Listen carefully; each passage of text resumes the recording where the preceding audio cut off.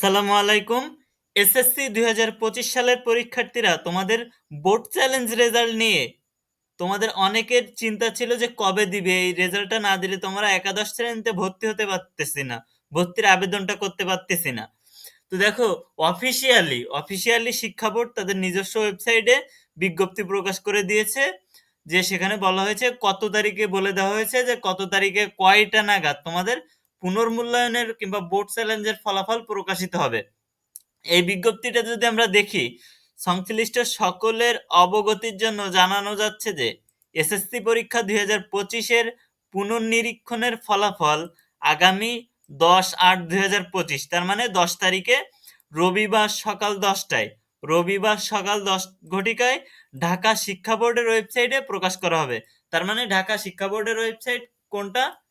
তুমি যদি Dhaka education board লেখো, লিখে গুগলে সার্চ দাও, তাহলে কিন্তু এরকম একটা ওয়েবসাইট চলে আসবে। এই ওয়েবসাইটের ভিতরে চলে গেলে এই হচ্ছে ঢাকা বোর্ডের ওয়েবসাইট। এখানে তোমরা পেয়ে যাবে কিন্তু তোমাদের এই যে বোর্ড চ্যালেঞ্জের রেজাল্টটা এখানেই প্রকাশ করা হবে।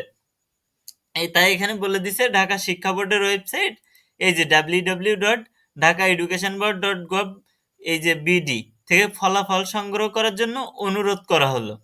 ঠিক আছে, তারা কিন্তু বলে দিচ্ছে, এটা কিন্তু অফিসিয়াল একটা বিজ্ঞপ্তি। ঠিক আছে, তারা অফিসিয়ালি এটা প্রকাশ করছে যে 10 তারিখে তোমাদের সকাল 10টা থেকে তোমরা ট্রাই করতে থাকলে তোমরা এই ওয়েবসাইটে পেয়ে যাবা তোমাদের রেজাল্টটা। ঠিক আছে, আর কিভাবে রেজাল্ট দেখতে হয়, অবশ্যই রেজাল্ট প্রকাশ হলে আমি ইনশাল্লাহ তোমাদেরকে জানিয়ে দিব।